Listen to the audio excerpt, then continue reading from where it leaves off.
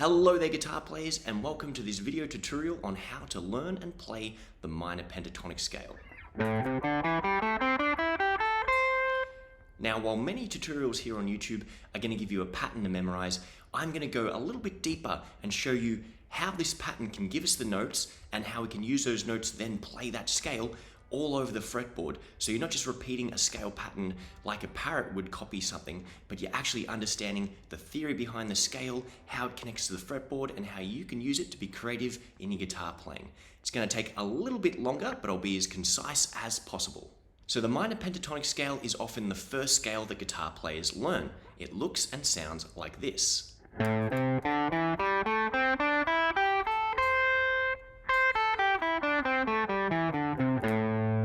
So what I'm doing is playing frets 5 and 8 on string number 6, 5 and 7 on string number 5, 5 and 7 on string number 4, 5 and 7 on string number 3, 5 and 8 on string number 2, 5 and 8 on string number 1.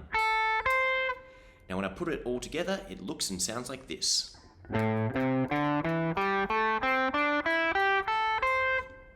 one more time, up close for you.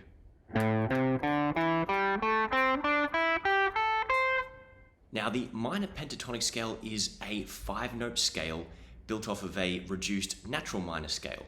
And in order to understand scales and how they work on the fretboard, we need to take a look at these things called scale formulas. And in order to do that, we need to know the notes and we need to basically pull apart the scales and play them on an individual string. Now the A scale is made up of the notes A, C, D, E, G, and A. Now it's called the A minor pentatonic scale because we're starting on the A note, which is another reason why you should learn your fretboard, because we can move this pattern around anywhere. A bit more on that later. For now, you just have to trust me that this is an A note, therefore it makes this the A minor pentatonic scale, which is made up of the notes A, C, D, E, G, and another A on top. Now as we continue through that scale pattern, we have another C note, another D note, another E note, another G note, another A note on top, and another C note on top. Here's where we get a bit of a chicken and an egg scenario, because I've just said, hey, learn this pattern, and then we can use it to figure out what the notes are and then play this scale all over the fretboard. Or I could have told you the notes and said, hey, go put these on the fretboard and then figure out if there's any patterns, and we would have ended up with this shape that we've just learned. So you can go from one end and end up at the other, it doesn't really matter, but by looking at it from both perspectives, it's going to give you a much stronger understanding of how the fretboard works. So we just took that minor pentatonic shape and we plotted it out from A, and that gave us the notes A, C, D, E, G, and A. Now if we play that along a single string, we would get the notes A, C, D, E, G, and A. One more time up close for you. From fret 5, we have A, C, D, E, G, and A. And whether I go like this, or on a single string, or on the open string, as long as we follow that pattern, we end up getting the A minor pentatonic scale. So a scale formula is a pattern or a formula that we can use to construct scales. The minor pentatonic scale will have a formula. The major scale will have a formula. The harmonic minor scale will have a formula. And when we use our vertical patterns, these formulas can be hard to see. Basically, the formula is the distance between the notes. If I have A to C, there is a distance of 1, 2, 3 frets between those notes. When I go from D to E, there is a distance of 2 frets. And from G back to A, there is a distance of 2 frets. But this is a bit harder to figure out when you have basically a C here and a D here. This is why we want to put our scales on a single string. So when we go A to C, that is plus 3 frets, and then to D is another 2 frets, D to E is another 2 frets, E to G is another 3 frets, and from G back to A is another 2 frets. So the minor pentatonic scale formula goes plus 3, plus 2, plus 2, plus 3, plus 2. You could also think of this as a minor third, a tone, another minor third, and another tone. Let's take a look at how that works using an actual fretboard diagram. So I'm using a program called Neck Diagrams to draw this little visual for you. And what you saw me play before was this pentatonic scale shape, which I've got no doubt you're familiar with and you may have come across before. So we were playing 5-8, 5-7, 5-7, 5-8, 5-8. Now it's important that we don't just learn a pattern, but we actually go through and we understand what notes are being played. And that's that chicken and egg scenario I talked about with you before, is we've got an A, C, D, E, G, A, C, D, E, G, A, C. Even if we didn't know what the notes were, we just played the pattern. Provided we started at fret 5, they are the notes that we're going to be getting. That is our vertical pattern. But if we take that vertical pattern and we start on fret 5, which is the A note there, what that is going to be doing is giving us this A note here. And if I play the C note and I continue to plot those same notes out along a single string, what we can see is that between A and C is a distance of 3 frets, 1, 2, 3. From C to D is a distance of 2 frets, 1, 2. Another 1, 2 for D to E, 1, 2, 3 for G, and another 1, 2 for the A. So that scale formula that we would get for a minor pentatonic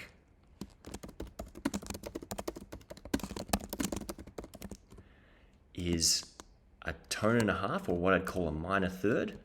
Then it's a tone, which is 2, another tone, which is 2, another minor third, which is 3, and then followed up with a final tone. Or we could think of it as going +3, +2, +2, +3, +2 again. That is your minor pentatonic scale formula. Now that's a bit harder to see when we go A, C up to D, because of the interval pattern changing strings. It doesn't look as linear. But if we plot any of these scales out on the fretboard, we can see that we've got that +3, +2 pattern. And from any A note, it will always be +3. From any G note, it will always be +2. Now the mission from here, and I highly recommend you print out some blank fretboard diagrams and do this, is you just find an A note, and this particular one happens to be the open string there,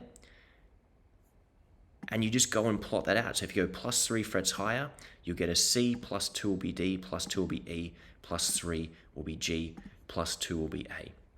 And there you go. You got the minor pentatonic, A minor pentatonic on string number 3.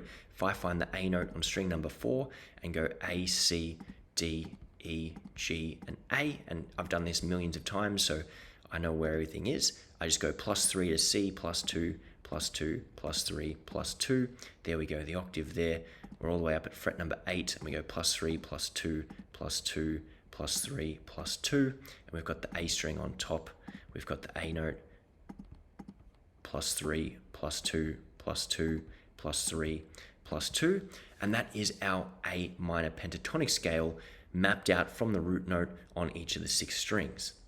Now, if I do go through and plot out all the notes of A minor pentatonic, what you will eventually notice is the vertical pattern that we're comfortable with is plotted out round about here. I can't really do a zoom with this program, but if you look at the top pattern here, we've got our traditional pattern, and within the notes, if you follow the cursor, we're kind of like highlighting our traditional pattern. In fact, I can probably change the color here.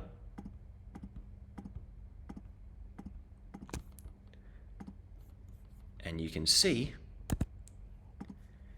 by plotting out all the notes of A minor pentatonic across every single string, we start to get some vertical patterns starting to form. And there are going to be 5 total vertical patterns. We're going to learn about them in the next video, so make sure you like and subscribe. But that's it for the close-up view. Let's go back to the main video. So now that you've actually taken the time to go through a fretboard diagram and plot out the A minor pentatonic scale, not only in the vertical pattern, but horizontally across string 6, string 5, string 4, you can actually plot the same scale out across the entire fretboard. This is going to come in handy later on as we start talking about the 5 different patterns of the minor pentatonic scale. Now that is going to be a bit more of an in-depth video, and I strongly recommend that you get the basic principles of this scale down in the key of A and start playing it horizontally across all 6 of the strings first before you dive into the 5 modes. But that video will be coming up very shortly, so make sure you like and subscribe in order to keep up to date with that and to expand upon the knowledge of what you've learned in this video here. So here's my recommendation of what you do with the information that you've learned today. The first thing you need to do is you need to practice this vertical pattern. So when it comes time to learn a scale, I recommend that you do each individual string 3 times, then you put the first and second string of that scale together 3 times, then you do the third string, and then you add that one in 3 times, and you keep on repeating until you've gone across all 6 strings. Let's see that in action for the first octave. I'm going to play 5 and 8 on string 6 3 times.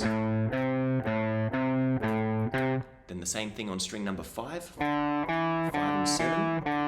Then I put it together 3 times.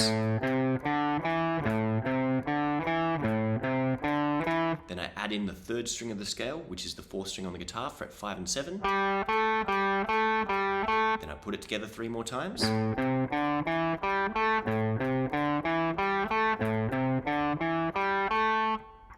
So I've just completed the first octave of that scale, the first set of notes going from the A through to the next A.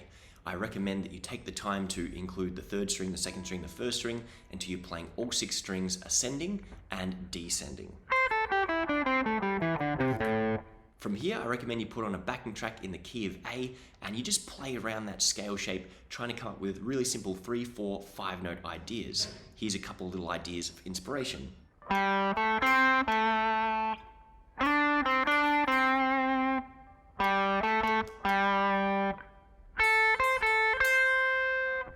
Now, I'll do another video a bit further down the track on how you can actually take this scale and start using it for improvisation. But if you want to master these scales, you want to start using them in a creative way early on. You don't want to do what I did and just practice it and practice and practice it so I could play it fast for an exam. You want to start using these scales to make licks and short melodies. Now, once you get the hang of the scale in the vertical pattern, you want to start playing it horizontally. And to do this, all you need to do is find an A note and play that scale formula. For example, here's a scale on string number 6. I've got my A note at fret 5, and I go upper minor third, upper tone, upper minor third, upper tone. And there's that scale on string number 6. If I find the A note on string number 5, I can go upper minor third, upper tone, upper minor third, upper tone. I find the A note on string number 4, and I go upper minor third, upper tone, upper minor third, upper tone. Now you can keep on going until you've done that across all 6 of the strings, and you will have mapped out the A minor pentatonic scale across the entire fretboard. Once again, I recommend putting on a backing track and picking out a string and just trying playing up and down that scale and improvising a couple of creative phrases. Let's take a look up close.